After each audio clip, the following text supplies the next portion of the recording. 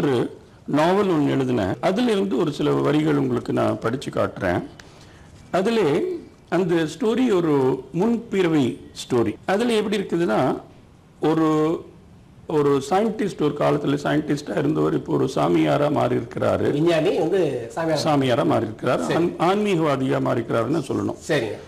So அவருக்கும் ஒரு டாக்டருக்கும் இருக்கிற அந்த உரையாடல் நான் சற்று உங்களுக்கு படித்து காட்டுறேன். ஆன்மாவை பார்க்காதவரை மனிதன் வெறும் உடல் என்று நம்புவதில் தவறுண்டா என்றார் டாக்டர் பத்ரி. தவறு எதுவும் இல்லை, ஆனால் உணராத மனதை மூளையால் அடக்கிவிடலாம். உணரும் மனதை என்ன செய்வது என்றார் சாமி. ஒரு கேள்வி கேட்கலாமா என்று வினவினார். தாராளமாக கேளுங்க. டாக்டர் பத்ரிக்கு விவாதிப்பது ருசிகர் சாப்பாடு மாதிரி. உங்களுக்கும் இந்த சுவருக்கும் என்ன வித்தியாசம் என்று சாமி கேட்க பத்ரி பதிலளித்தார். அடிப்படை வித்தியாசம் இல்லைன்னு தான் சொல்லணும். இரண்டுமே அணுக்களால் உருவானவை. ஆனால் என் உடலில் இருக்கிற அணுக்கள் கோடானு கோடி வகையானவை. அப்படின்னா உங்கள் உடலில் இருக்கிற அத்தனை அணு வகைகளையும் இங்கே கூட்டிவிட்டால் உங்களை மாதிரி ஒரு மனிதனை உருவாக்க முடியுமா என்று கேட்டார் சாமியார். இல்லை. சற்று சூடானார் டாக்டர். என் உடல் வெறும் அணுக்களின் தேக்கம் அல்ல. அந்த அணுக்கள் ஒரு குறிப்பிட்ட முறையில் இணைந்து இருக்கின்றன. அவ்வாறு அவை இணையும் முறைதான் முக்கியம். ஆக உங்களுக்கும் ஒரு அணுக்களின் தேக்கத்துக்கும் வித்தியாசம் என்னவென்றால், உங்கள் உடலில் அந்த அணுக்கள் ஒன்றோடொன்று செயலாற்றும் முறைதான் என்று சொன்னார் சாமியார். கரெக்ட் என்றார் பத்ரி வெற்றி உணர்வோடு. ஆக தொடர்ந்தார் சாமி, டாக்டர் பத்ரி என்பது அணுக்களை ஒன்றோடு ஒன்று இணைக்கும் ஒரு ஃபார்முலாவின் பெயர் மட்டும்தான்.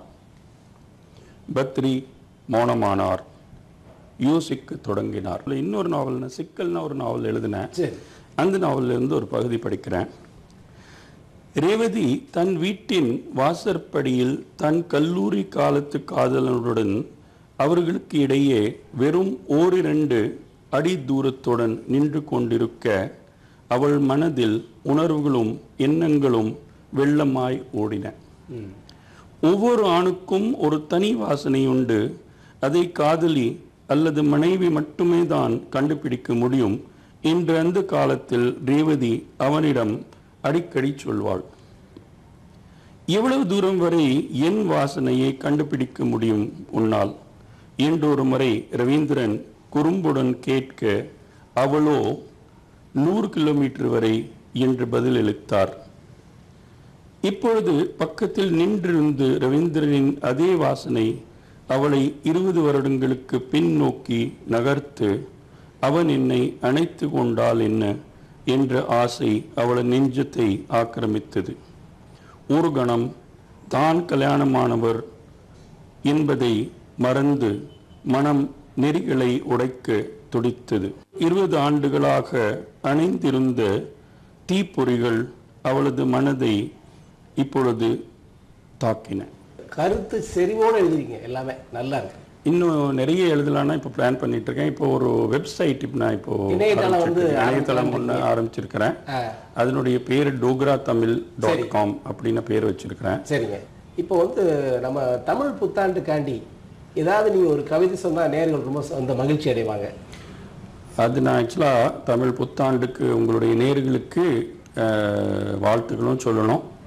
நீங்கள் பார்த்தீங்கன்னா இந்த சித்திரை மாதம் அதுவே ஒரு இயற்கையே ஒரு புத்தாண்டாகவே அமைச்சிருக்கிறதுன்னு நம்ம சொல்லணும். ஏன்னா சித்திரை மாதத்துல தான் அந்த தூங்கி கொண்டிருந்து புவி மீண்டும் எந்திரித்து அதனுடைய செயல்பாடுகளை ஆரம்பிக்கிறது. இயற்கையினுடைய செயல்பாடுகள் சற்று சில மாதங்களாக அப்படியே முடங்கி கிடந்திருந்து மீண்டும் ஆரம்பிக்கின்றன. ஸோ அந்த வகையில் நம்ம பார்த்தோம்னா சித்திரை என்பது இயற்கையாலே நியமிக்கப்பட்டு புத்தாண்டு அப்படின்னு நம்ம சொல்லணும். சிரித்து வந்தது சித்திரை அமிழ்தமாய் அருந்தமிழ் புத்தாண்டு தந்தது, இடுவேனில் இதுமாய் வந்தது வசந்தமாய், நல்லவை நடக்க நித்திரை விளக்க நமக்காக வந்தது சித்திரை, களைகளை களையவே வெயிலை தந்து தளிராய் துளிர்த்து வந்தது, கனவுகள் விளைய கவிதையாய் வந்தது சித்திரை, சிரித்த முகமாய் சிரித்து வந்தது சித்திரை.